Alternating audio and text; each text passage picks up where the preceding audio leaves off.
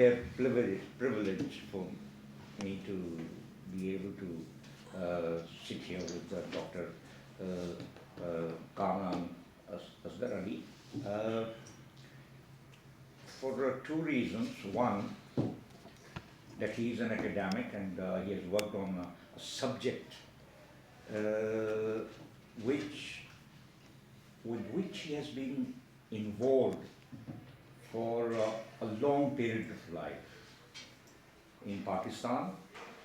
Right from his student days, he was involved in left politics of Pakistan, then has been associated with trade union work and Communist Party work. Now, the other thing that makes me privileged is that Dr.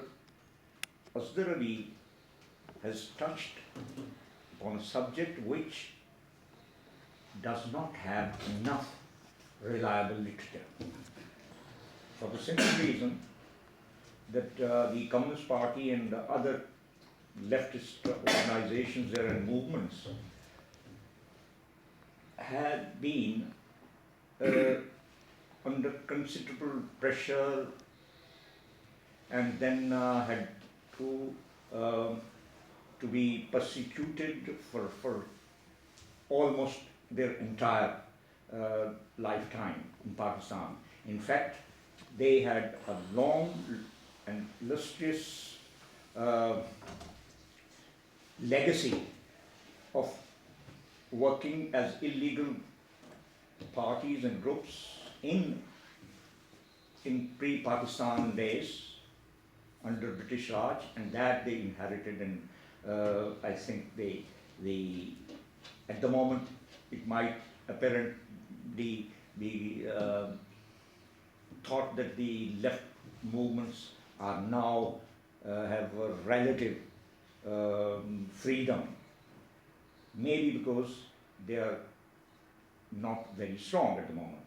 But whenever there is, but the threat to the left movement has always been there in Pakistan, and well, that was a legacy from India.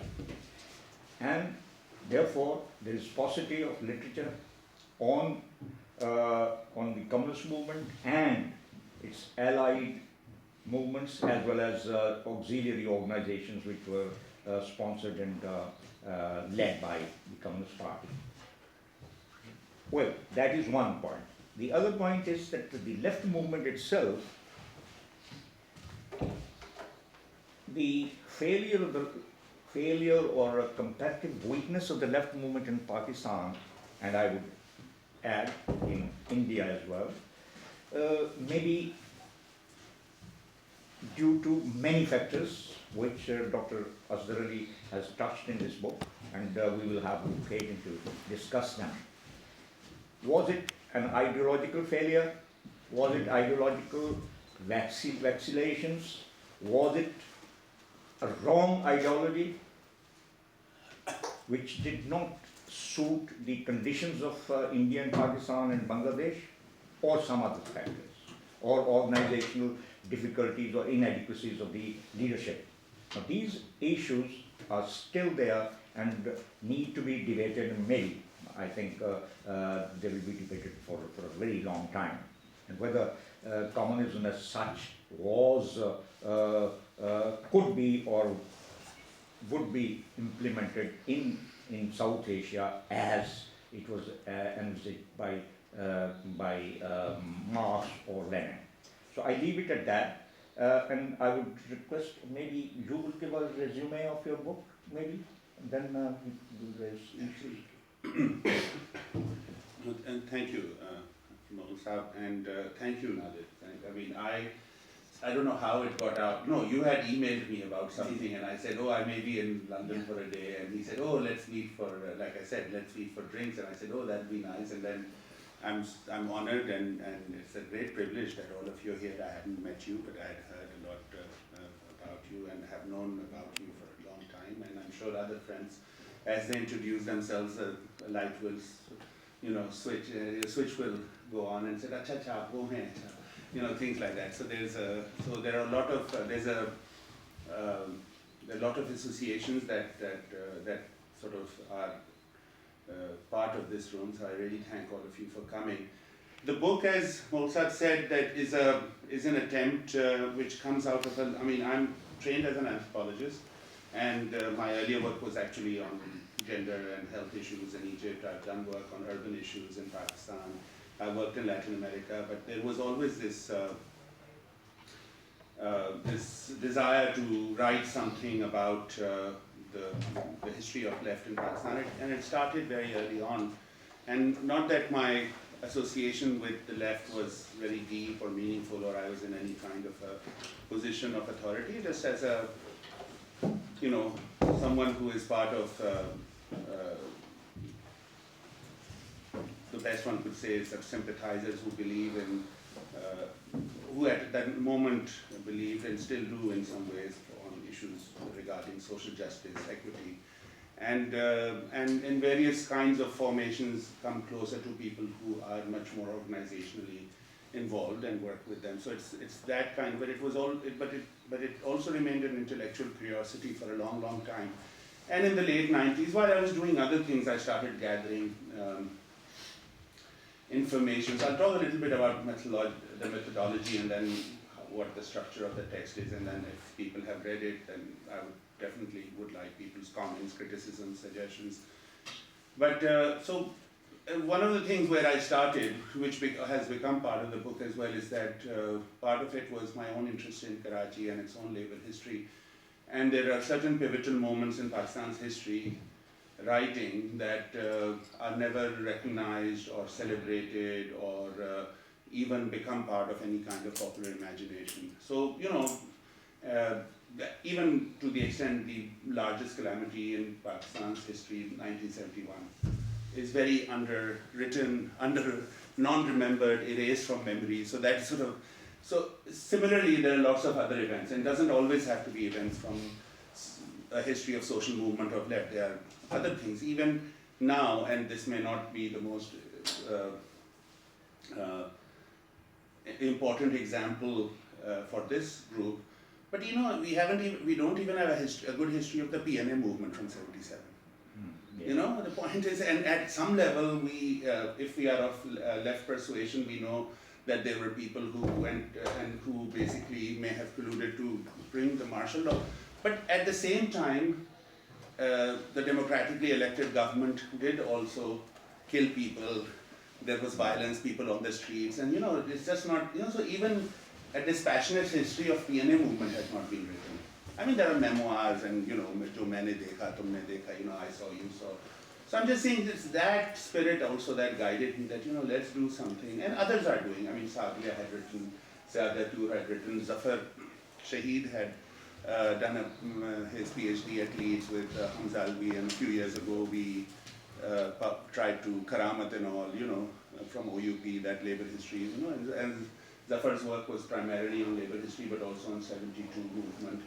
And he had his career in ILO, but then that was published. There are other things that are there, but so I thought that this would be a part of a contribution to that kind of history, writing of history that had already started, but also another newer group of people who came of age slightly after me, but some are also the same age group, that are trying to rethink various aspects of Pakistani history in terms of cultural history, like Amir Mufti's work. I don't know if people know Amir Mufti, but then Bazira's work on partition, and then there was, even in more sort of, even if Pakistan has been written more about in bombs and burqa kind of thing, but there are kind of new kinds of ways of thinking about it, like Humaira's work. Then there was art history with Iftikhar Dadi's work. So there are various kinds of, I don't know if people know Iftikhar Dadi's work. He did a very good book 3-4 years ago on South Asian Muslim modernism in art. So he takes on Chuftai, Zainul Abidin, and others, and does important contribution to Pakistan, and at least Muslim modernism in South Asia. So that was the spirit behind it. Now the question is that how do you write a text where there is not much there in terms of archives? How do you construct a narrative?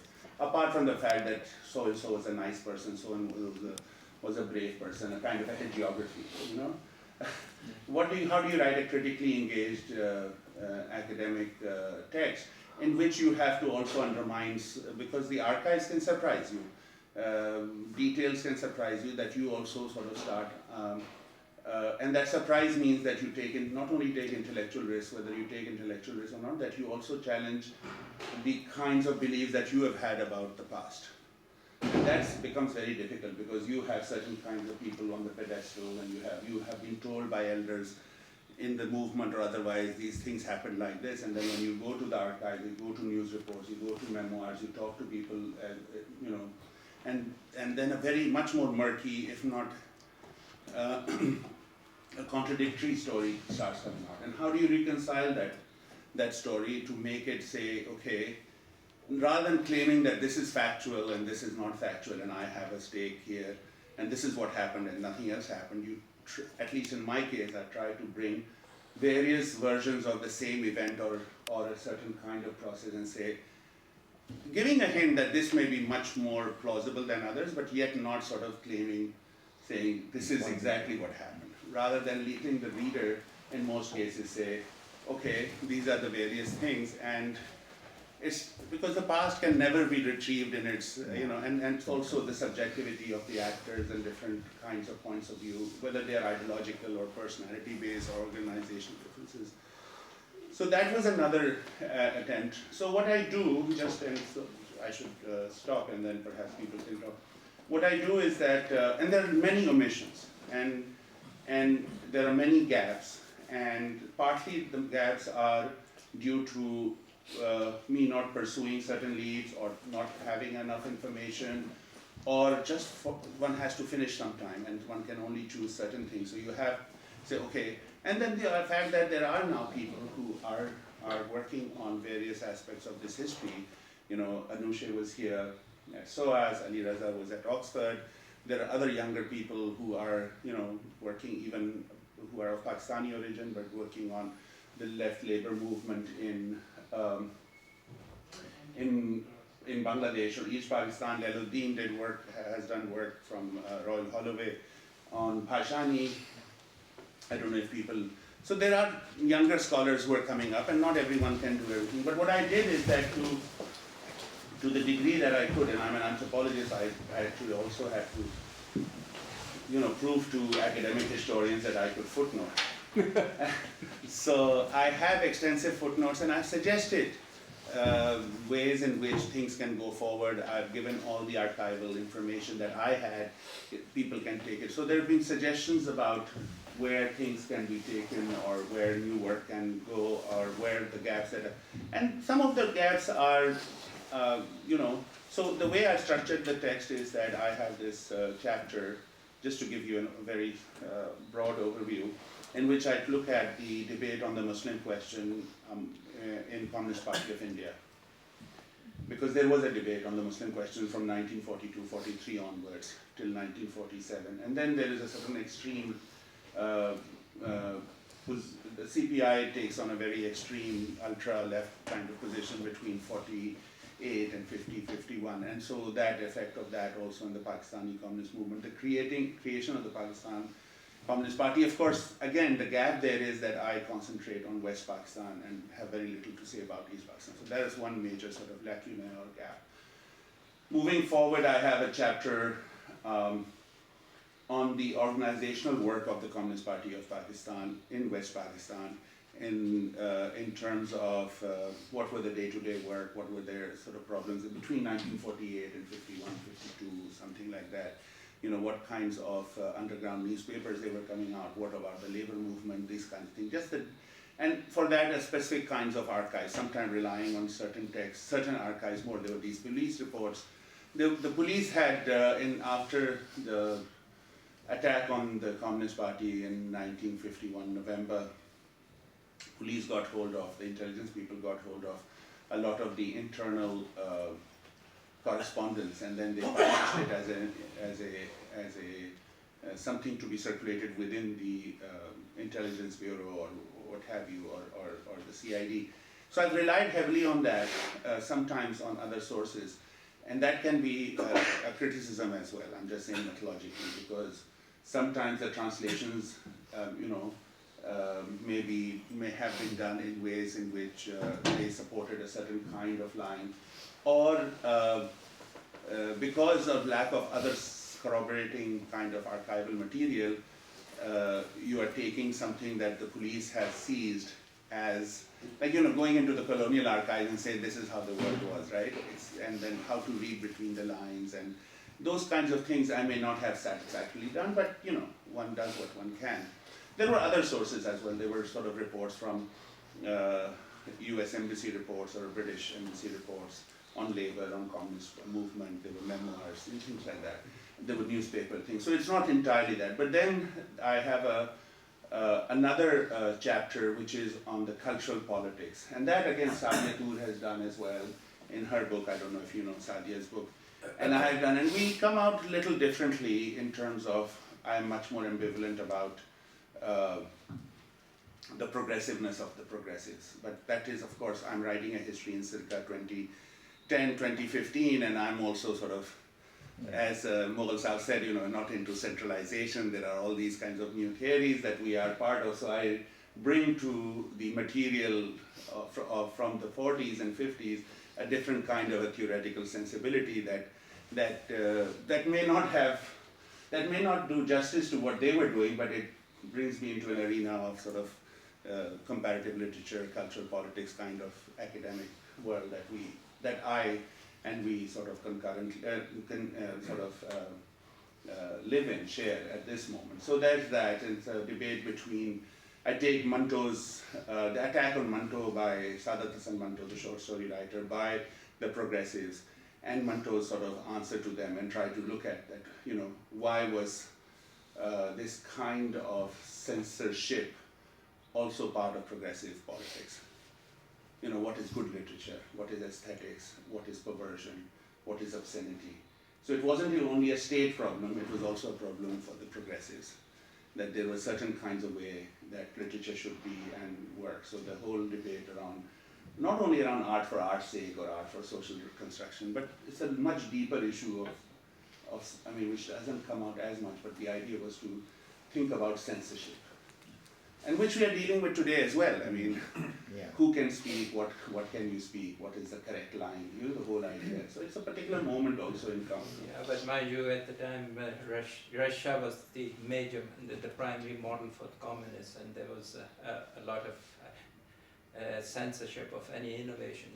No, and that I suggest in a footnote as well in there, because there is a whole issue around, we'll talk, yeah, definitely. Yeah. No, because my argument is partly, and it doesn't come out explicitly, but later on I've developed that.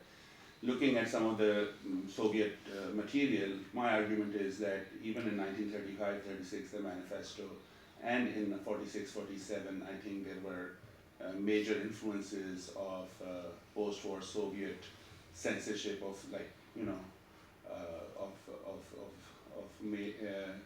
major Soviet writers and any innovation in arts. So then there's a chapter on the famous Pindi conspiracy case that Hassan Zahir Saab has written, and others have written about. I have my own sort of material, and I try to sort of open it up precisely from various positions, and looking at memoirs, looking at archival material from America and United Kingdom, but also from various kinds of ways. And then there is a chapter on Hassan Nasir, who was murdered by the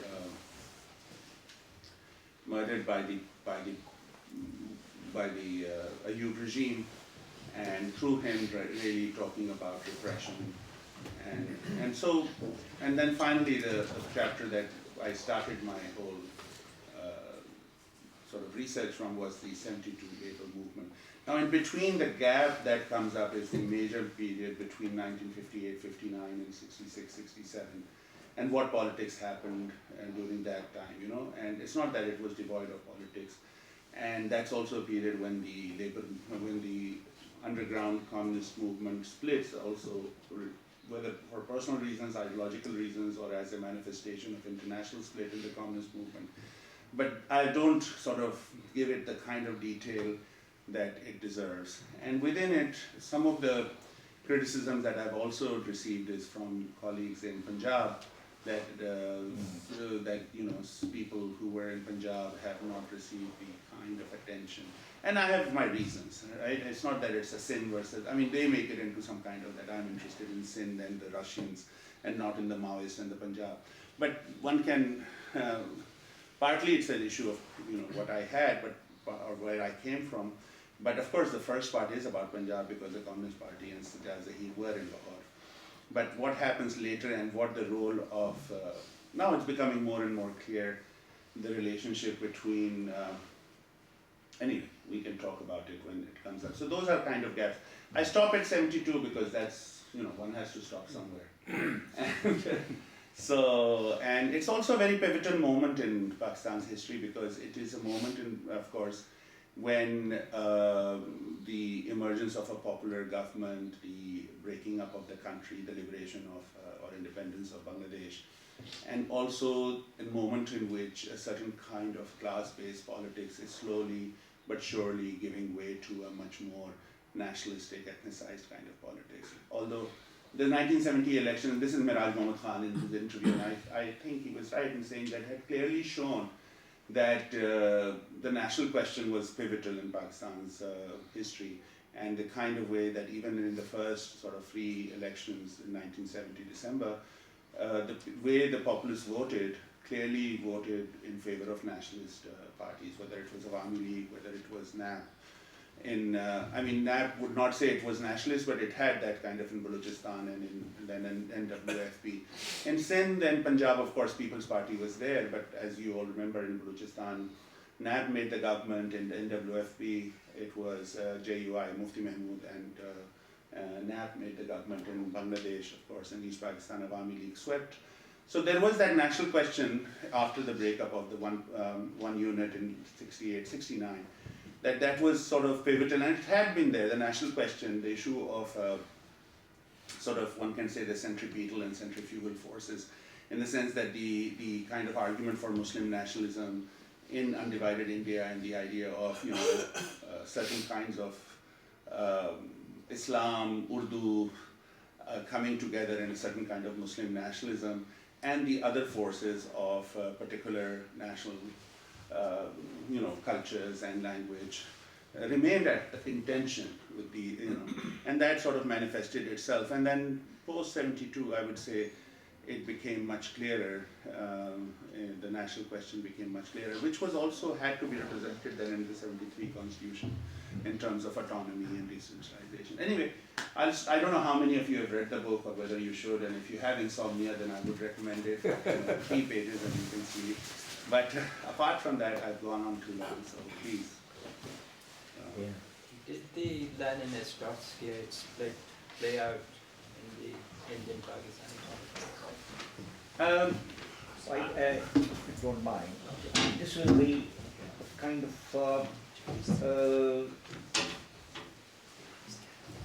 taking the argument somewhere from the middle. Because let's have some kind of what you call process or logic, if I may say so. If I can Yes, sir. stop the betting, if you like. No, but the betting has not yet started. Okay. But if you don't mind, kindly, if you could also introduce yourself. Yeah, because Sorry, I'm what sure I people meant, have. I may appear, Bruce, but there will be discussions, because all of us will Sorry. participate in it. But let's frame some sure. questions. Now, the first question which is raised by your book is about the methodology. As far as I can understand, the core terms that you have used are silencing and the memory, absence of memory, or some term allied to it. The other one is what you, that's the one thing. This is linked with a tool that you have used and that is, I might say, it is a node. You have taken certain incidents as nodes to illuminate the period in which that particular incident happened. And of course, you have given the rationale for that. For instance, Hassan Nasir, Saadat Hassan Manto from literature, and you have reason for that, and I can see that because it illustrates the tensions on the cultural front. Then, they similarly, Khadija Umar. Well, I never had the chance of meeting her. She's But still alive. she's a legend. She's still alive, right? That's remarkable. But unfortunately, her memory is gone. but Yeah, okay. So, such people, you have taken them as the focal point, or let's say, a kind of filter through which, or prism through which you look at a certain period, or a certain motif, such as labor union and so on. Now, am I right? And you No, would this like- is very would you- perceptive. No, no, absolutely. Yeah, that is would you like- exactly. Thank Would you. you like to elaborate on this? No, no, precisely. I mean, methodologically, I mean, like I said, and I'm not into disciplines, but I've trained as an anthropologist, and what we do in anthropology, and if people think about it in literary terms, we use analogies. So we take on a certain kind of A a metaphor problem. of it. Yeah, we take a certain kind of problem, but through that problem, through a very micro understanding of that problem, we talk about generalities as well. Yes. So the point is, that is sort of the methodological move in which we take an event or a ritual, but through that you sort of give a certain kind of a sense of the larger working of society, which is a classical sort of anthropological move. And I think history writing has also taken up this sort of events history and things like that. So it wasn't sort of original, but that was sort of part of the training, that how does one write a story which has which, you know, because partly writing a book is also constructing a certain kind of a plot and structure and a narrative, right? Otherwise there are history writing that is then this happened, but then literally after 3 pages one falls asleep. So to also keep the audience with you, the reader with you. So you are right. I think that is absolutely right. And do you think it's also due to the fact that there are so many gaps in the history of the left movement? We do not have their records. No. So it would be difficult or well nigh impossible to construct a sequential history, Gee. from date to date. So in order to fill those gaps and yet bring out a larger picture to the audience now, after many years, probably that is a kind of what you call a fiction writer's approach. Yeah, I'm glad you're saying that. Although people will cringe because, you know, everyone is into fact these days. Yeah, but that seems to be your approach. What? Yeah. No, I think you're absolutely right. And thank you. I mean, that is absolutely, I mean, the way you put it is sometimes one doesn't even have enough reflection on one's work, but once you're saying it, I said, yeah, maybe I must be doing other things as well. But Obviously. yeah, so, Yeah, quite right. but the idea that, the lack of sources, the not having some kind of a linear history, the issue of one is, of course, when I would talk to, if not people in this room, but others, what are you working on? When I was working on it, and they said, well, I'm trying to do the left history of Pakistan. Oh, was there a left in Pakistan? Well, maybe not, maybe yes, but the point is that, of course, the way in which Pakistan is represented is, of course, in the sense that it is Islam and gender and, you know, whatever. Now with the security issues, so there are these gaps. So that memory and silencing, of course, is part of that thing. But also, when you even go into whatever little sources you have, they don't lead you very far. So that's why, like, I mean, the mention of Khadija Umar Sahiba is that she is now in her 90s, and she was a Communist Party member from the early 40s. She was in Lucknow and at, if people are from Lucknow or something, you know, that the Isabella Thoburn College, which, right, is that the name? Yeah, is what Ji. And her elder sister was married to Sardar Jafri, who is a major communist poet, and then Ji. And so the point is that she was willing to talk to me, and through various kinds of friendships, through various kinds of connections, I could go talk to her. There was another person who is still alive, and she would be now 90, is Joan Afzal, who lives near Wembley. I don't know how many. Afzal, Ji, Mohammed Afzal Saab ki Begum, and she's with us still. I see. I thought, oh. You may have heard otherwise. No, I have heard about it, yeah. Yeah, so she sort of was, Mohammed Afzal was a trade union leader, and he was working in the Hindustani service in BBC in the early 40s because Petrus Bukhari was his, I don't know if people know Ahmad Shah Bukhari, the great satirist, was his teacher in Government College Lahore. And I don't know if people know this, but you know, his younger brother was also very much part of All India Radio and then founded Pakistan Broadcasting Corporation. Ji? Zulfikar. Ji, Zulfikar Bukhari Sahab. And this was, in Pakistan or India Radio used to be called BBC, Bukhari Brothers Corporation. So he brought him there, and Afzal Sahab, who you may have known. I once had a glimpse of it in my office. In the Lahore, acha. So Afzal Sahab met this. He had come to see Mazhar Ali Khan, my Acha. At Awami Press. That oil. Viewpoint. So he and Joan Afzal, who was very young, and they came to, you know, they became friends. But come 47 December, Mohammed Afzal sort of left and came to, and he wrote a very strong letter, which is not part of this book, but I have it, to BBC about, you know, we are just your translators and things like that. A very sort of nationalistic letter. You mentioned it. Ji.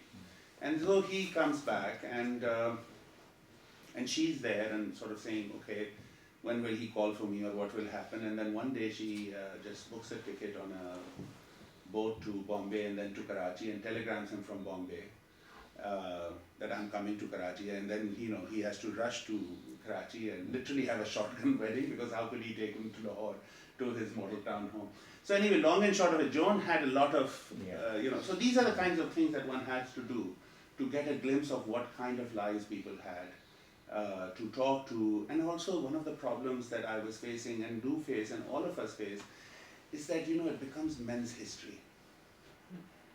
You know, it's all about men's history and their greatness and their work, and somehow the women start vanishing. So I've tried to, in my own way, through Khadija Sahiba's voice and Joan Sahiba's voice, to bring that in, and through certain kinds of other techniques, bring in voices of women who were close to the movement but who actually need another book. And so that's again a gap, right?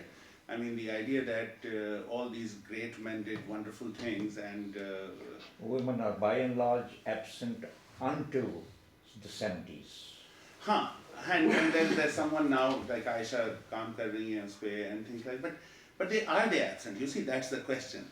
And we, like, you know, for instance, Aziz Hashmi's mother was very active, Ijaz Ahmed's sister was very active. Yes, Razia. Razia Appa. I mean, but who will write about Razia Appa? Wonderful. Or jail bhi gayi, but who will write about Razia Appa, right? I mean, who has? Phir hamare yahan bhi, hamare yahan matlab Karachi mein bhi, there were women prior to Shima and all, right? What's his name? Wahid Bashir's behan, wife. हाँ ना, तो वाहिद बशीर की जो बहन थी और बेगम थी, हाँ Hamza. The point is, these are people who had written on them, right? And these preceded in the 60s and 50s, and then Tahira Mazhar Ali Khan थी और लोग थे. So the point is that one has also another thing which is neglected is the other strands of women's movements in Pakistan. Ji. For instance, Apwa. Apwa has been much maligned institution. Being an elitist organization, but that wasn't a fact, because consider that period when Rana Liaquat Ali Khan was active. She introduced, let's say she laid the first brick of a women's movement. No, and their accomplishment. I mean, if Apwa or even if elite women didn't work, the 48-49 inheritance law wouldn't have come through. The Muslim personal law in 1961-62 would not have come through. Salman Tasadduq Hussain, Begum Irfan, Jahanara. So there are these people also within the bourgeois kind of what we call bourgeois politics that are very important. Yeah, in Karachi, of course, Begum Nurani thi, the women's movement. So I'm just saying that those are lapses as well, right? So in that sense, I try to sort of think. Anyway, but मैं तो बोल सकता हूँ. Then, of course, you have tried to bring the women in. I'll not elaborate on this, but the point is that still, women as a movement doesn't figure. In this book, yeah. Yeah. Well, there's mention of the Democratic Women's Association. Good. But those subterranean currents which were running there underneath and ultimately were to explode in Western Pakistan in the 70s. And the 80s. Yeah, and the 80s, particularly 80s. In 80s, the women's role in our liberation and emancipation is tremendous. Well, now let's switch on to another subject. You have mentioned the vacillations of the left movement, the Communist Party in 1947, and has traced their trajectory to what was happening in India and United Fronts and so on and so forth. How would you place it in the overall context of the validity of or viability of communism in the context of national liberation movement of India? Don't you think that there was a kind of tension which was inbuilt in the situation itself, in the sense that while the communists focused their attention on economic emancipation and their goal of socialism or communism, the national liberation movement needed forming united fronts. So there was inherent in that situation the ambivalence being shown by communists from time to time. They were friends with the Congress, and yet they wanted to introduce capital to abolish capitalism or curtail the powers of Indian capitalists and so on. How do you place all this? So I attempted to answer some of these questions in the book. See, the dilemma with right in the 1930s, I think a much more a banned you see the communist, whatever the moment of Communist Party of India's genesis is, whether it's 22 or 26 or 25, but by the mid-30s, all communist action had been banned because there were certain ultra, and not ultra and let's not even say, there were certain kinds of positions taken by independent groups, Bhagat Singh, what the British colonialism thought of as terrorism, and they came down very hard. Other party. Other party, पहले भी थी, लेकिन ये 30s, लेकिन 30s की जो movement, especially with Naujawan Mahaz and all these people. So what happens? What does happen is that in the 30s, a certain kind of consensus is formed that we will work with the nationalist, with the Congress. And that work starts, and even people like Sajjad Zahir, who are younger people, are sort of in Allahabad when Nehru is the head of the All India National Congress. There is Zadeh Ahmed and Zahir and Sajjad Zahir and others work with him. Now, the problem arises when the war starts. The Congress ministry is finished and all that kind of stuff happens. All of you, we know that history. When the war starts, of course, there is a switch in 42 when this war becomes a war against fascism for the communists.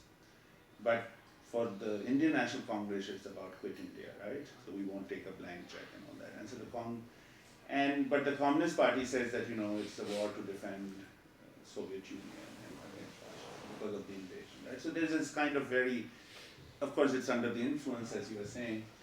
And then so that's one of the major crisis points, where then, of course, from 42, 43 till about 45, the Communist Party is trying to argue for the release of Congress leaders, but also trying to tell the Congress leaders that one has to link themselves with International Front with Muslim League. Muslim League by 1940 had, at least the figure of Jinnah had sort of given us a sense, given them the sense that these people do represent some constituency. Prior to that, they didn't really care about Muslims as a separate. And there are different arguments that, you know, who delivered the peasant for Congress. You know, in the 1920s, Gandhi delivered the peasant to the Congress as a national party. So those are other debates. The thing that I argue is that there is and if you, and many others have too, there's the Adhikari report, G.M. Adhikari's report, who takes on the sort of the national question argument that Lenin and Stalin develop in the early teens, and that is, of course, again a multi-ethnic and multinational Tsarist Russia. How do you bring it together in Soviet Union? And they have this kind of stages, kind of an argument that certain nationalists in communities or societies where industrialization has not taken place or proletariat is not that mature, then the nationalism is a progressive thing and we have to bring them up to the level of industrialization and then sort of the socialist phase. So it's a very sort of a teleological argument. Similar kinds of arguments are then sort of talked about in terms of India, where the Muslims are sort of looked at as the backward group that needs the sort of, that their nationalism is a progressive thing, that we have to bring it up. Of course, there is an ambivalence in that debate as well between Luxemburg and Lenin and all that. You know, what is nationalism? Stalin's argument, if it was Stalin's argument, is that a nation has to have a geographical boundary, a language and a culture. In those terms, he argues, because the socialist Jewish groups in Austria and other places are also Bund, are talking about being recognized as a national group, and he said, no, you're not a national group because you don't have a separate language, you don't, you know, you're Germans or you're Poles and things like that. I mean, there is Yiddish, but you know, he doesn't recognize that. So the Muslim question then, because the whole conflation of religion with nationality, right? And that Muslim question becomes a very ambiguous question for the Communist Party of India, because at one level they're talking about nationalities in terms of geographical boundaries, language and culture, but superimposing it as Muslims as also sometimes very slippery as a nation, as Muslim League is talking about. Because Muslims are a nation, then Jews are a nation too, right? I mean, because the Muslims are Sindhis and Balochis and Maharashtrians and Keralis and, you know, and Kannadans and, you know, Tamils and Kashmiris with various different kinds of cultures. But the idea of, so there is a tension there between what is sort of Muslimness and what is sort of national question. Yeah. And there's a slipperiness in the communist argument there. I would shift the focus from Muslims to the Indian national problem.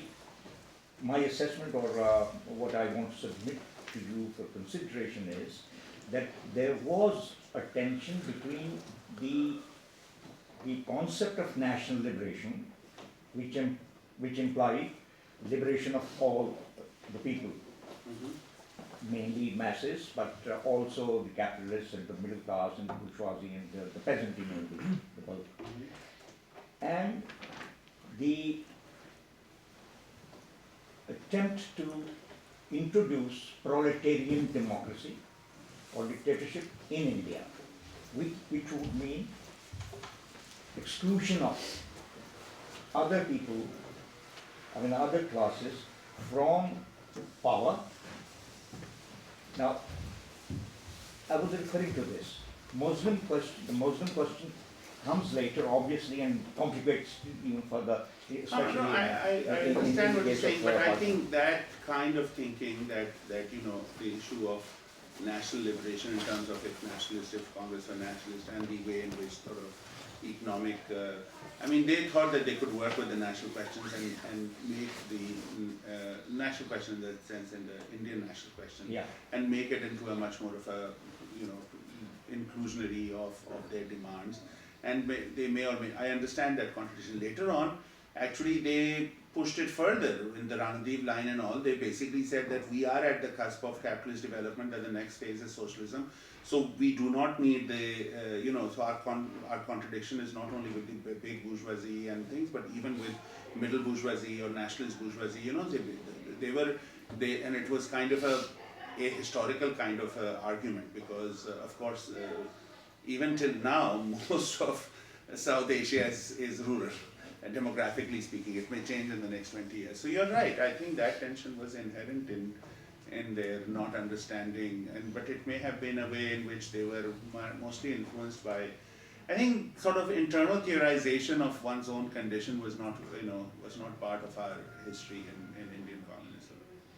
There was some attempt, I think Indian communism was far more advanced than what the people that came to Pakistan, but still, it lagged. I think later on, in the 50s and 60s, and now, 80s, things have, I think but at that particular moment, it was more agitprop kind of work. Do you think that, sorry, I'll just take a minute, okay, and that's it. Do you think that while the efforts were being made by, say, the Communist Party of bringing up the issue of socialism and subsequent communism, history overtook them, in the sense that they were never given the chance to work on them, because Pakistan had some other immediate issues, to which you have referred, in the sense that you have referred to the national question, our alignment with imperialism, and thereby the inability to work out programs on the ground in Pakistan. Similarly, the question of, as you said, nationalities. Then the one major issue of these two separate geographical entities comprising Pakistan, which was the one very, very, what you might say, it was kind of dead weight on the history of Pakistan, and these issues, which ultimately crystallized in the issue of democracy, because a new state, an infant state, beset with such huge problems, and when I say state, I mean the state power, state apparatus. That state then had to resort to repressive measures. Democracy was curtailed. When democracy was curtailed, there was no question of talking of Islam as such, or talking of communism as such. So the agenda, therefore, was set before the Communist Party and their allies and other left groups of first removing barriers against democratic functioning. And therefore, no liberals or communists or leftists were ever allowed to function for their own agendas as such, programs. So, don't you think that up till now, Pakistani state and the Pakistani people have been grappling with this issue? There is no question of implementing any agenda. So don't you think that in order to measure the greatness or achievement of the Communists and Communist Party, we have to measure them up to the immediate tasks that history threw up to them, rather than the conscious agenda that they had put forward before them? I agree with you. I mean, of course, one could even be more cynical. I mean, not that you're being cynical. I mean, I'm being cynical, and saying that at some level, the Pakistani state as it was formed early on, with all its problems, economic problems, security problems, administrative problems. It was also inherited a certain kind of a security apparatus which was colonial, and it did not like dissent, and it was even, I hope it's not blasphemous, even Jinnah's sort of concentration of power is very much anti-democratic. But the idea that, you know, only one has a solution, you know, similar to the Sharifs, that only we have solutions and, you know, the parliament does not matter. Yeah, through Manto you have tried to portray a landscape, cultural scape of Pakistan, the uncertainty about the future, what would be the nature of the state, what would be the nature of our society and so on, and then.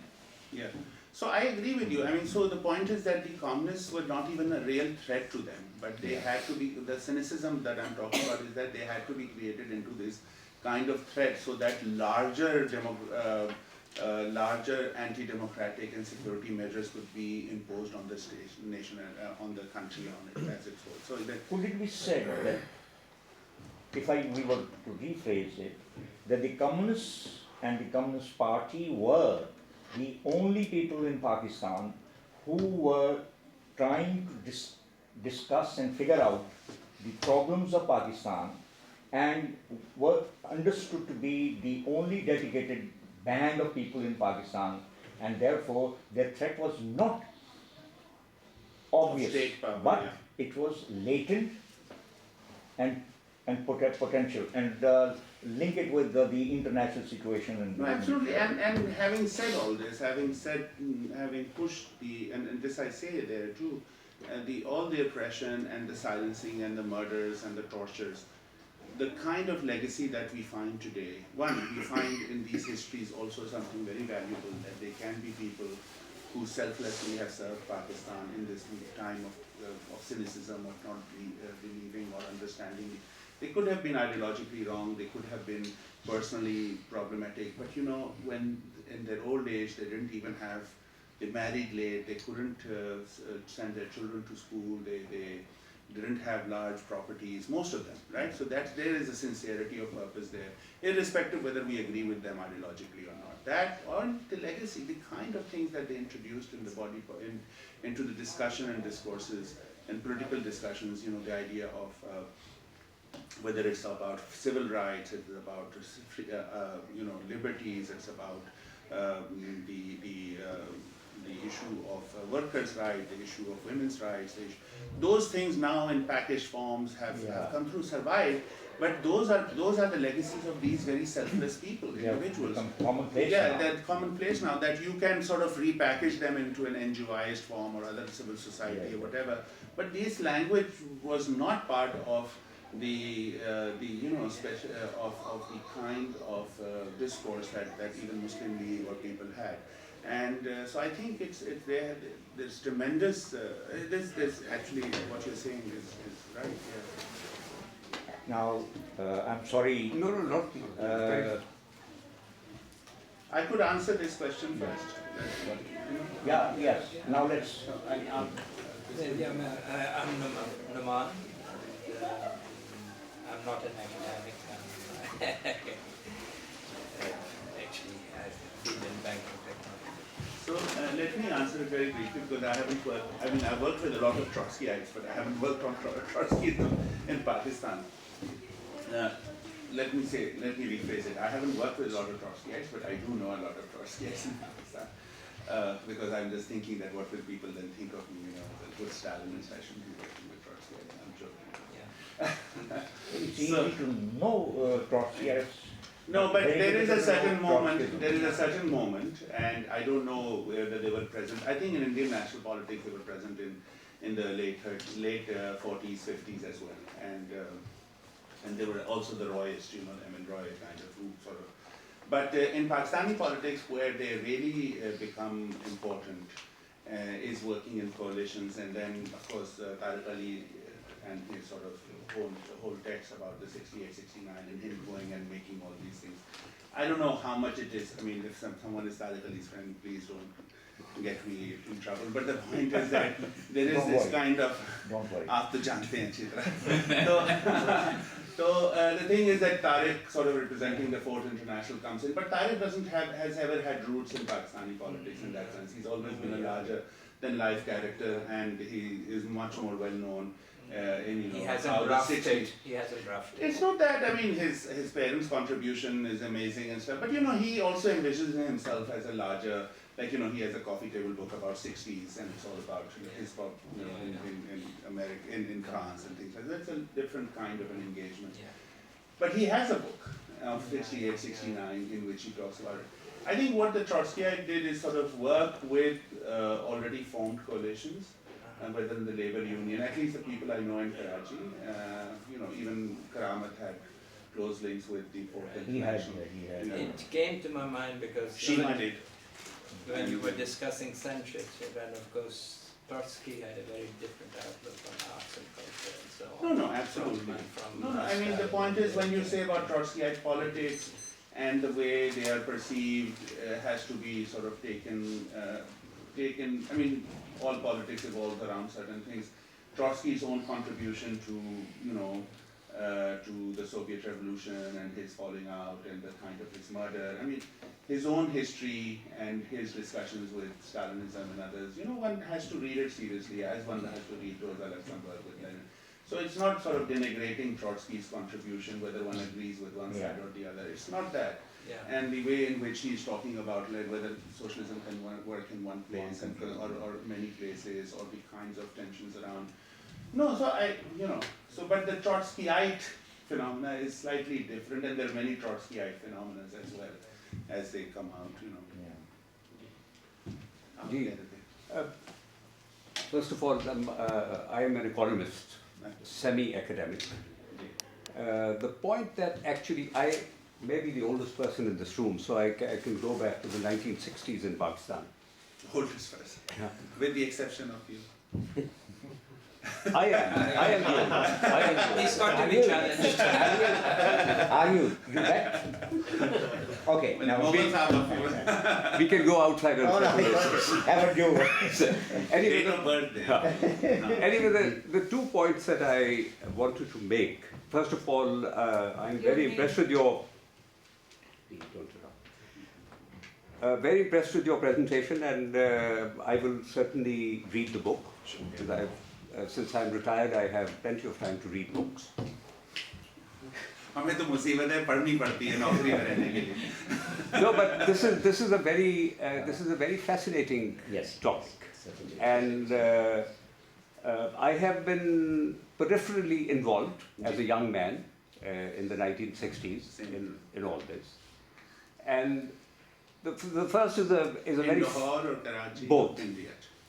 The first is a fundamental point that I thought that I'd clear up with you, is that I think in retrospect, I and my friends realized that left ideas are very difficult for people to accept in essentially Muslim societies. I mean, the only communist party that I can think of, which was quite large, and then was actually physically destroyed, was the Communist Party in Indonesia. So that virtually nothing is left of it now. So essentially, how do you get over this? I mean, you take the subcontinent, which in many ways is not that different from other traditional societies. It has feudalism, it has backwardness, it has illiteracy, it has cultural domination of a very small segment of either the land owning class or their aligned, sort of urban bourgeoisie. So how does one get over this? In India, we were very excited. I was a young boy when the first communist government was elected in Canada. And by the way, I mean, people now, even in India, want to denigrate all the work that they have done.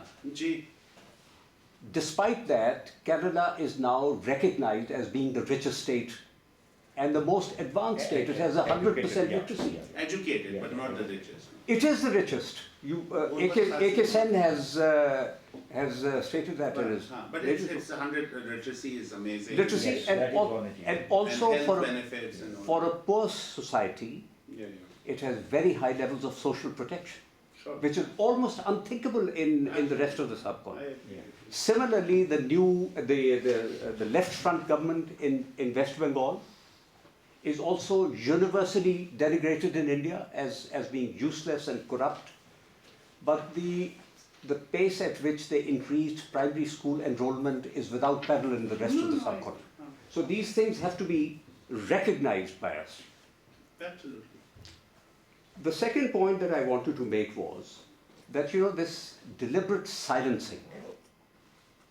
I can give you a personal example of that. I had just started a job in the State Bank, and I was very fascinated to see that there was a book lying in the library called The History of the Communist Party of India, which in the 1960s. And we formed a little group. वो Ford वालों ने जो उन्होंने किया था, हाँ. दो American 62 authors, में, हाँ, वो two है मेरे American पास authors. के हवाला है. 62 में फोर्ड के पैसे से किया था वो actually. Amazing. हाँ. And we formed a little group, and guess what? It was immediately infiltrated by an informer. Mhm. So even 10, 12 people of virtually no political significance, just getting together for a kind of, you know, gup-shop. And the CID got wind of this, and he said, "Who's this man who keeps turning up?" So हमने पूछा कि who are you? He said, "No, I'm. How did you find out? You know that we meet at X, you know, place." And then he said, you know, gave an answer. You know, you know so and so, and he told me that you have started this discussion. One more point. We got to know some Chinese artists who had come to Pakistan in those days. They were making paintings of the 1965 war scenes. And somehow we got invited to the Chinese consulate a couple of times. Yeah. Our car numbers were immediately noted. And by the way, this is a country which was already giving assistance to the Pakistan Army and Air Force. Another poor country. They were communists anyway. Nevertheless, the Pakistan authorities did not like that anybody should go to their consulate. Even anti-communists were communists, by the way. That is how the intelligence. So the people silencing was done in a very systematic way, with the result that nothing ever got beyond a certain stage of very academic discussion. The third thing I would also say is having... Fourth. Is it? I'm sorry. So, lost track. Is there is a lack of curiosity in Pakistan about what is happening in the outside world. I mean, if you ask anybody in a... I don't think so. No, Because I remember that in the 50s, before 858, the Pakistan Times was a newspaper which gave international coverage, Sure. and by comparison with foreign press, it was much more exhaustive, much more detailed, and much more informed. But I'm not disagreeing with you. Yeah, Mazhar Ali and Faiz, those days. I'm talking of the gradual, you know, the process of disengagement with the outside world. So the point I'm making now is that leave aside interest in places like Kerala and West Bengal, or what happened to the Communist Party in Indonesia. There are very few people in Pakistan who are aware of the huge gap that has arisen in the progress that Southeast Asia has made over the last 30 years. They think that is another, You want him to... That, no, I'm just... That's No, all. no, it's not. Yeah. So no, I think you wanted to say something in the beginning? Was it? Yeah. No, I think... Kamran Sahab, thank you very much. It is a wonderful book. I have not read it yet, but I have heard about it from friends in Karachi and everywhere. Can I ask you, what was the Also, relation? buy the book in Karachi. Over here, it's very expensive. I will. I've got friends who travel from Karachi every week, so somebody will bring it. मुझे बता Don't worry. दीजिएगा, I get author's discount. वरना ये कि there's a soft copy going out. Yeah. So I'm just asking, what was the relationship of Kisan committees, and when there was a split? I came a little bit late, so you might have explained it. That's Punjab Kisan committees, which I joined in 1964 at the age of 14, and then Mukhtar Rana in Lalpur, because हाँ, Fateh Sahab और Bilkul. And then I came to Karachi and met Tofal Abbas, who was also supporting, so you can understand PIA, मुझे मरवाएंगे Ayupia, फैल साहब से Mansoor. मैं भी तो फैल साहब के साथ काम कर चुका हूँ उनके चेलों के साथ काम कर चुका हूँ Nana wo He is the only man you have mentioned and Criticized. interviewed among the communist cadre. नहीं है तो नहीं, वो- मैं उनकी बात नहीं कर रहा बस for instance there is no interview with Kuti. No, मैं वो senior प्रोफेसर साहब मैं उसी पे आ रहा था अच्छा बीएम कुट्टी की किताब तो आपने डेफिनेटली पढ़ी होगी 60 years in exile. तो I think there is No, no, इसकी Kuti साहब- कंसंट्रेशन ऑन आपकी किताब में कराची और सिंध ज्यादा है, और फिर हारीज कमेटीज और किसान कमेटी का रिलेशनशिप भी बड़ा टेंस था उस दौर में. No, and let me talk about Kuti ji. Sahab. I've read the book and it's the memoir, and I know Kuti Sahab. And Of course, Karamat का आपने जिक्र नहीं Karamat से जिक्र- Kuti Sahab was not, I mean, NAP का है उनका सिलसिला, and that sort of development of NAP in the 60s I have not touched, but and trade union में है and things like that, and I have was with the 72 movement, I was Usman Baloch and everything. I didn't want to go that route because I was concentrating in the early period. उस वक्त Kuti Sahab जो थे, he had come from Kerala and all that kind of stuff. Lekin what Kuti Sahab's major contribution becomes is with NAP and Vizinjo. And that's the history, and especially in the 70s and then the 80s when NAP is also going to be revived, and then when these coalitions are made, in which of course, Jamal Naqvi, Azaz Nazir and Vizinjo and all these people come to Palijo and all come together. And I was party to those kinds of, and from the periphery, I was around in this when those, but I didn't come that far. So I think it may have been a conscious choice, not lowering his importance in the sort of, progressive national movement. That's a different story, I think, Tufail Saab is a complicated figure, very complicated figure. And that's why also some of the Punjab figures like C.R. Islam and Manto are complicated figures. I think the history of Maoism is complicated one in Pakistan. Sheikh Rashid में हाँ, शेख रशीद हैं, किसान committee, किसान committee वगैरह, उस पे मैं आता हूँ, लेकिन मैं आपसे the history of Maoism is a complicated one, especially in the 60s.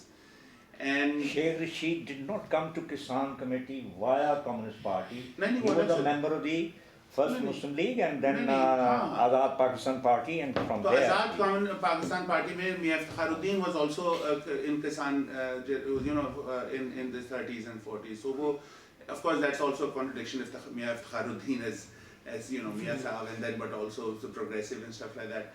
No, Kisan, the Communist Party initially, and that's a gap. That's a major gap, but they did not think of early, at least in the 40s and 50s, going by what was happening in Bombay, that there was a whole argument that the proletariat would lead the thing, and that's why some of the tensions that I mentioned very slightly with Eric Cyprian and all that, we have to go towards the peasantry thing. I think where the Kisan question, of course it's always there, but precisely at the moment when you joined, is the sort of resurgence of the peasant question, right? And of course the influence of Maoism is very important. And then the Toba Tek Singh major conference happens, but also the formation of MKP. Actually, the peasant question came into prominence after the triumph or the victory of the Chinese Revolution. Before that, classical communists always thought that the peasantry were lethargic, the term was, and they were brakes on the proletarian revolution. No. That is what Stalin went along. I understand that, and even with the 49 revolution, it took some time for that argument to percolate into Indian or South And Asian. also, we should also remember that the Chinese Revolution was not a proletarian revolution. It was a national liberation movement of which the core or the main component was the peasantry. मैं समझता हूँ कि because this Hari committees and peasant movement was never accepted by the Communist Party because of the Bulgarian revolution 1914 by Stanislavski, and it was agrarian and then it failed. लेकिन आपकी बात Bulgarians लेकिन दूसरी बात ये ना, but the issue is this. इन्होंने तो वो issue वहाँ तक गई नहीं ना, 72 पे खत्म कर दिया इन्होंने. So let's. The other question आप जो कह रहे हैं ना, even ideologically, जैसे Hari committees थी, right? अब हैदराबाद जतोई का काम था. The communists were suspicious of him. जो Sajjad, this is another issue. You see, Sajjad Zaheer जो हैं वो, this is also an ethnic issue that you come from UP and other parts of India, Bhopal, and you basically are the leadership. Your training has been in Bombay and things like that. You do not have even the roots here with the kinds of traditions here, and the people who are working on peasantry. Point is that Punjab had a peasant movement, right? But most of the leadership was Sikh. So they leave, right? And the Hindus leave. Most of the communists leave, okay? In Karachi, there are certain kinds of trade unionism in which 1939-40 there is a certain way that they have a communist party, whatever it is. But the Hari committee and all that kind of stuff, I mean, actually, under a pseudonym, Hassan Nasir writes a long memo on the Hari problem, which is, not something enlightening. We all know it. It's not very different from what Masood Khatarposh wrote. Like, there are large landholders and there is the, the Hari hai. नहीं, उनकी भी थी, लेकिन अंदर से Communist Party की भी Hassan Nasir ने लिखी, which is not very different. And those are sort of classical terms that there are oppressors and oppressed. But what to do about it? How to organize, right? And there were some attempts. Jahanian जो थे, जो थे, he was very involved, but he was asked to go to the Muslim League. He doesn't come back to the party, but he worked under the influence. So there are attempts in the 50s and 60s. What I'm just trying to say is that one, it's a lapse on my part, but also in the late 40s, the way in which the ideological bent was precisely that the next step, the proletariat is the vanguard, right? That vanguardism kind of thing was there till it is rethought under Maoism's influence in the 60s, and then I think those things, the jo Bhashani Sahab ka, Toba Tek Singh wagara, Kisan Committee wagara, and then the emergence of MKP.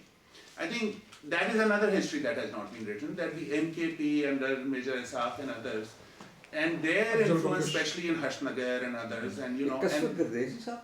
Kaswat Gardezi was active on the, initially he was a Maoist, then he moved from there, changed his position and became a pro-Moscow man after 1971, the debacle of East Pakistan.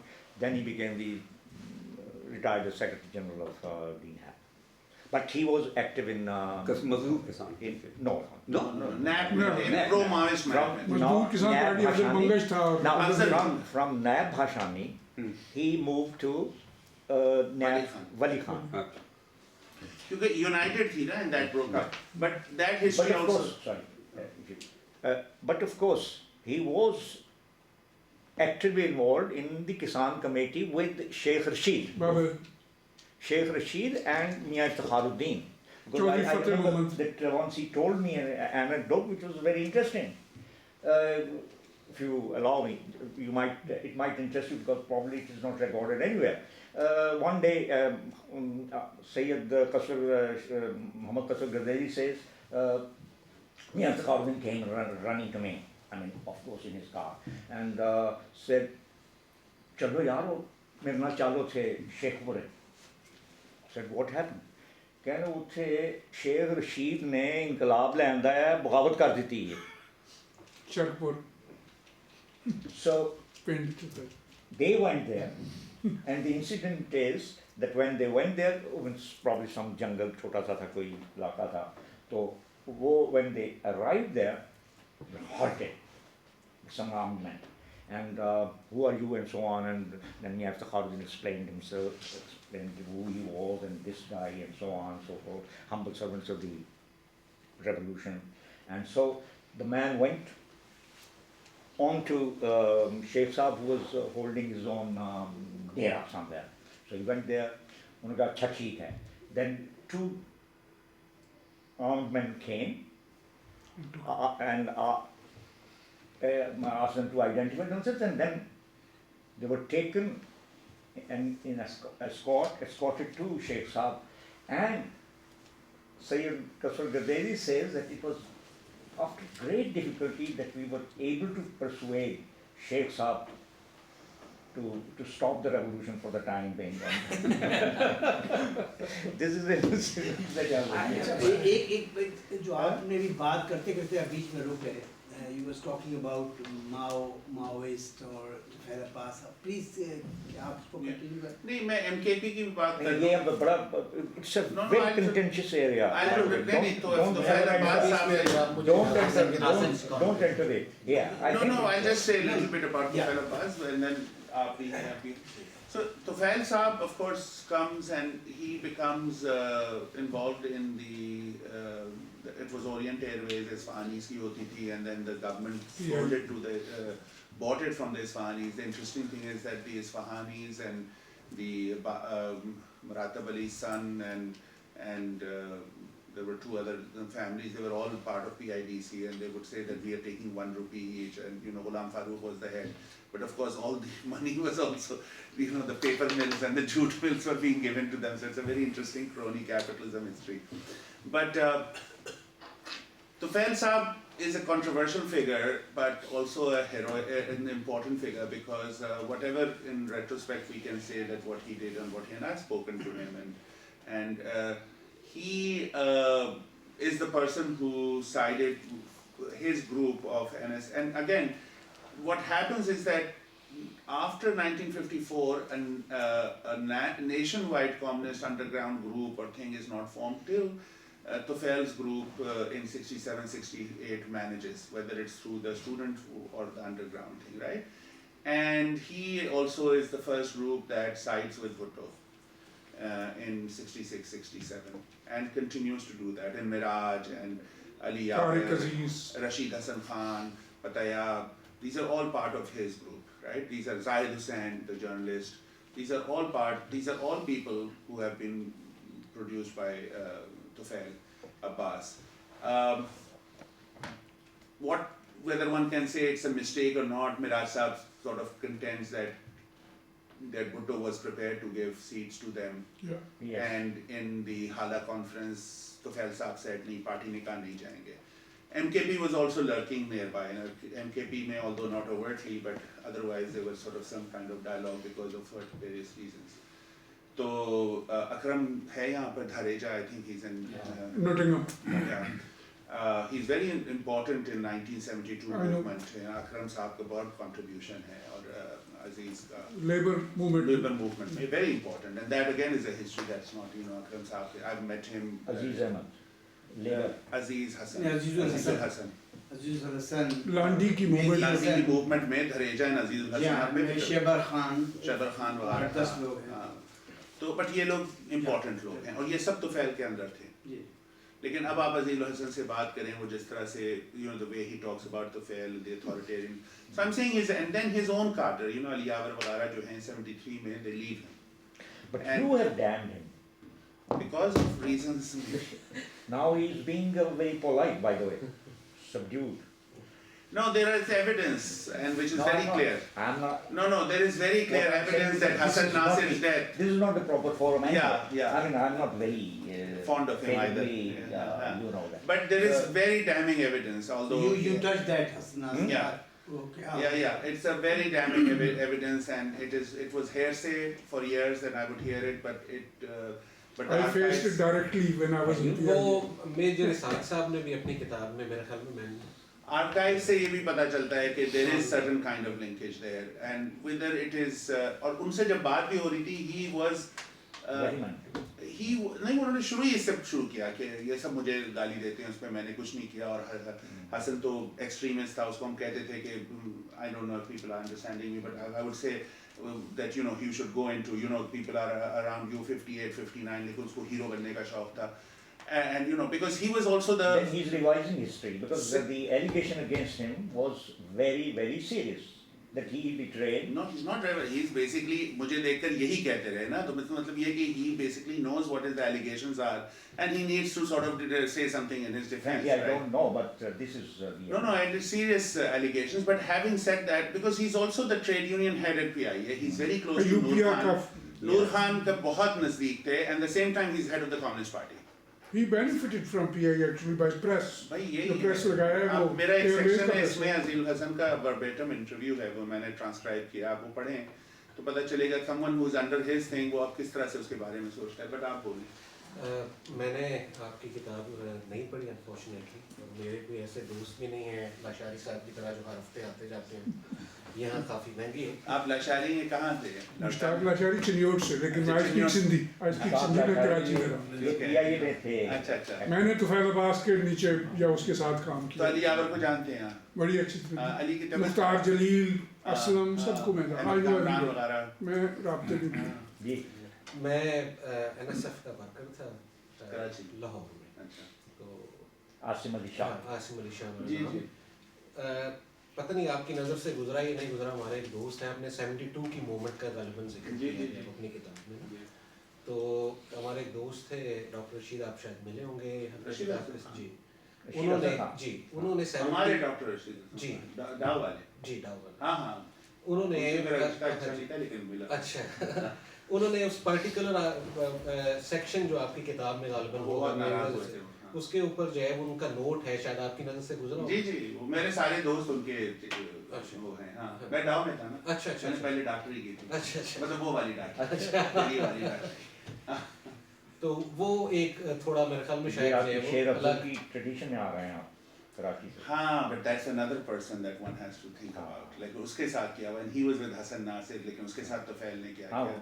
You know, ये सारी चीजें अब but this couldn't be in the book, right? This could be footnote. अब हम अगर मंटो साहब कहते हैं I'm not there या सियर असलम, मैं क्या कहूँ सियर असलम के बारे में? अगर मैं ये कहूँ कि you know शेर अफजल के बारे में खासी लंबी एक है रिपोर्ट, अगर आप अच्छा हाँ, I would like to- I would like to- doctor Rashid Hasan Khan ने एतराज किया कि हाँ उन्होंने एतराज नहीं, ये किया आपका शायद है ना fire fighting for the ruling classes. अच्छा। ये अगर मेरे ख्याल में हाँ, आपने तो देखा है तो फिर No, but his argument is that history has to be fact, and you know, and the point is, I don't. Basically, it's a difference of opinion. I don't think that you know, and I said it initially that you know, this notion of something has happened, and according to what he thought happened, and nothing else happened, is a contentious issue. So but there is a thing about. it's a because different take. It's a different take, absolutely, and that's why I respect. मैं copy आई। हाँ मैं Because another thing he's talking about, because there is quite clear in the discussion, you know, there's in the archives at least, it's clear that there are certain kinds of factionalism going on within the in Bhutto's government. No, not in the in Bhutto's government, where certain kinds of people are aligned with certain others. And so he then asked some of my friends, they say, where did I get that information? And so I sent them the archival material that I had, and I sent it to you know, this is based, but I'm not saying this is what happened. It's a footnote, and I'm saying this may have been based on what Yeah. you had. Yeah, तो वो ठीक है। I mean, Rashid साहब का my thing was that to be very honest, to just lay my cards on the table, you know, I was closer to people who by 76, 77, what had started happening, a lot of the Maoist groups, because of the changes in speaking and all that, had started coalition around whatever the underground pro-Soviet group was. So that's my sort of time of maturity, and so we were more closer to that. Rashid Saab kept on with that, and then there were factions, you know, so उस तरह से थोड़ा सा हमारा वो था, allegedly थी थोड़ी, but amazing contribution, decent man, you know, I mean, ये है कि हम अपने flaws के साथ जिंदा रहते हैं, so I don't have any problems with him as I have with No, Prof. it's Saab. Should we continue in the bar? Ji. Yeah, just a thought experiment. Arif? Oh, sorry. Do you mind? Come on. Saying, should we go and continue the bar? Yes. Because some of them If shall I Yes, sir. Yes, please. If communism, say, it's going beyond the scope of your book, I'm looking but forward. then it's a question If for the communism audience. had taken hold in, say, one province of Pakistan, or India for that matter, how far would it have taken that province? I mean, from the examples Shahid has given of Calcutta and Kerala, it seems they probably furnished an excellent base for capitalism to flourish on. And this is what happened in China. In China. हाँ नहीं मतलब आप सवाल पूछ के जाइए अगर सवाल हाँ, Oh, yeah. ये Rafiullah Kakar is an obstinate questioner. सवाल पूछ के जाइए मैं इनका जवाब भी देता नहीं मैं हम बाद में मिलेंगे बाद में I hope you will be able to हूँ. join I us. may not be able to join you. I have. I think there's enough thing to discuss till about. इनका भी ले लेते हैं फिर सवाल आप इकट्ठे जवाब दें। तो ये जो कम्युनिज्म वाली बात है it's an issue. I mean it's hypothetical, right? Yeah. I mean it's hypothetical. The issue that I totally agree that there are ways in which certain kinds of socially responsible policy can and has been made if a certain progressive government comes in, right? The question जो मुगल साहब ने पहले भी रखा था, perhaps not in the way that I am rephrasing it, the issue of democracy remains as well. The issue of rights, individual rights and things like that. So how हमारे पास जो model, the point is that we mentioned, what I said initially is that the question of social justice and equity and distribution has not gone away.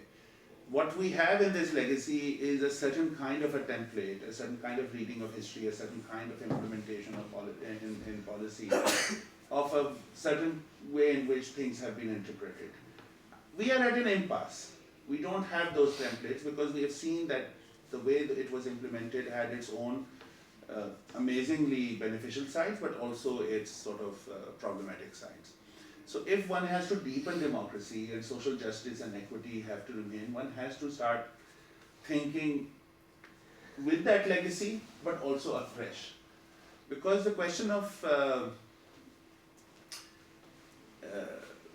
whether you call it bourgeois democracy or liberal democracy, but the issue of individual and rights, not in the sense that, of course there are rights around social rights, around housing and education and health, but then there are other kinds of freedoms. So those tensions are there, and what kind of politics will evolve is not me, or this is not a manifesto, but it's an issue of collectively how we think about it. So, Incidentally, the first article in the manifesto where the program is mentioned is adult franchise. And now you can see the distance from there to dictatorship. So, तो सवाल है आप फारूक साहब sorry What about that problem with Muslim societies I not think being we'll able continue. to? Yeah. Thank you very much. We'll continue. Sorry. one on the last bar. question. Are you going to follow it up? Thank you very much. Yeah, that Thank was you the very main much. question. हाँ जी, कामरान साहब बहुत शुक्रिया आपका।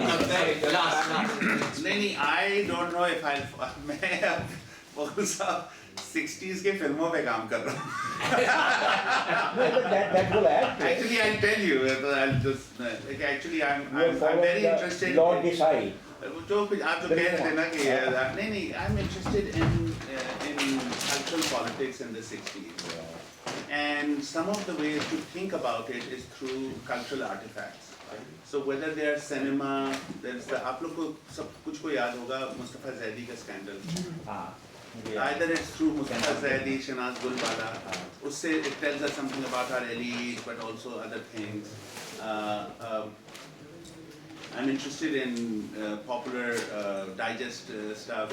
I mean, again, the whole thing is that there are other stories to be आपने told. कभी सबरंग पढ़ा था? जी मैं बहुत पढ़ता हूँ सबरंग तो अब भी पढ़ता हूँ और मैंने लिखा है पल्प फिक्शन पे मैं आपको भेज दूंगा बड़े रिस्के चीजें लिखी हैं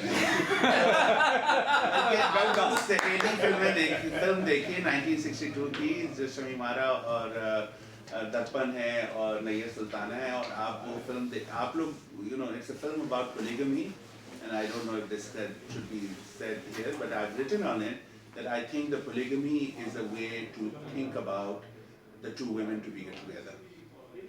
So everyone has concentrated on polygamy, but the last shot is that Shamimara and Naya Sultana are in that convertible and Darpan is off camera and they go into the sunset together. And they are co-wives. So the idea is that they are jo seheli hai, how to resolve this tension, right? So they have to bring this man to get married, but the So I'm just, maybe this was not part of the director's intent or the police. Possibly not. Sitting in 2016, one can always read our history differently, right? So I'm saying, तो अब ये हो जाएगा, हम तो उनसे भी ज़्यादा progressive थे. I'm not saying that either, but I'm just saying that there is material there. I mean, I could. आपने इसमें queer theory पर लिखा है. जी. You have given some good insights. I ji. would say. What I'm saying is that we need to revelation. engage with Pakistan's history, and I'm not into nationalism, कि ये पाकिस्तान है, ये हिंदुस्तान है, but we have to, if this is what we have been given as a sort of geographic space, we have to start thinking about various ways of representing this place. We don't have Larkana की history नहीं है, शेखपुरे की history नहीं है, बहुत सारी चीजें करनी हैं. हम लोग वही लगे हुए हैं, इस्लाम सही है, गलत है, कायद आज़म अच्छे थे, बुरे थे. Taliban masla karega, nahi karega.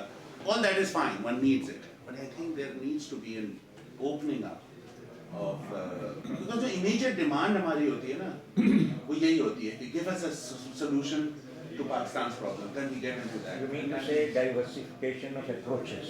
Approaches and even because अभी जो है इतना pressure है academia पे, नौजवानों पे कि find हम पाकिस्तान का उसका pathology आप उसका cure ढूंढे और उसका वही and then we go in 10 किताबें जो हैं वो एक ही चीज़ पे आ जाएंगी. Sorry. ये बात तो कर continue कि सिर्फ इतना कि problem ये था ना culture का जितना problem यहाँ पे आपने इसमें देखा है. Thank you. Thank you very much. Officially, thank you very much, Kamran sir. और